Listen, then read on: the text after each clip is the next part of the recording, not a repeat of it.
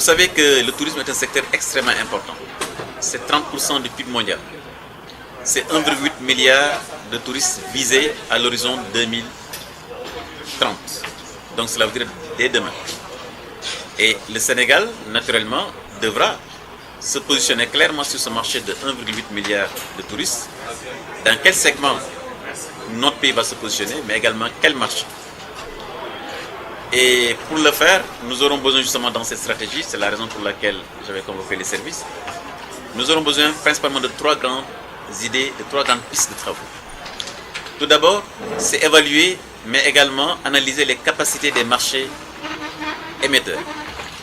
Donc les marchés, l'Allemagne qui fait à peu près 30 millions de touristes par an, l'Angleterre avec 18 millions de touristes par an, la France avec 12 millions de touristes émetteurs par an, que nous puissions justement faire une analyse exhaustive de ces marchés, mais surtout avoir la carte d'identité des clients de ces différents marchés.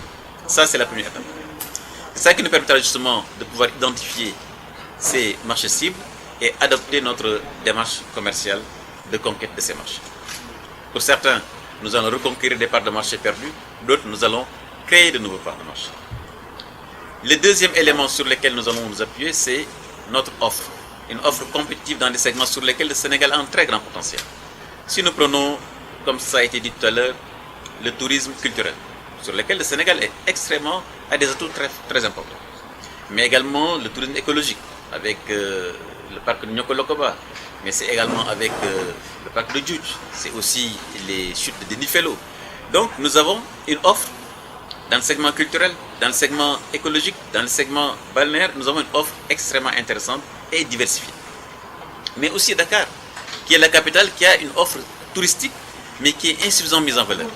Quand nous allons organiser à Dakar les grandes conférences, comme le sommet du FOCAC, comme les JO de 2023, comme le sommet de l'eau, il va falloir que l'ensemble de ces personnes qui arriveront au Sénégal, que nous puissions également leur offrir des parcours, des visites à Gorée, c'est des visites au parc d'Anne.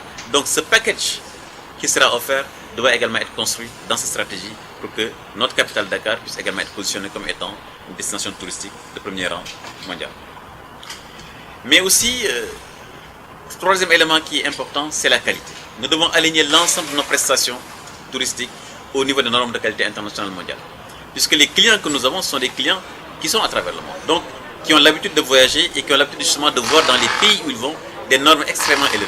Donc il est important, et ça, nous allons le faire avec le secteur privé, que nous puissions aligner l'ensemble des services au niveau de nos hôtels, de nos parcours, de nos hébergements, mais également de nos guides, des normes de qualité extrêmement élevées.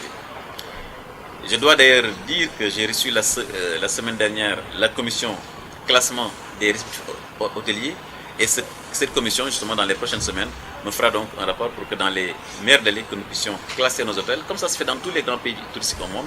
Et c'est l'ensemble donc de ces services de qualité que nous allons mobiliser pour ensemble faire du Sénégal ce que nous souhaitons tous, c'est cette destination touristique de rang mondial.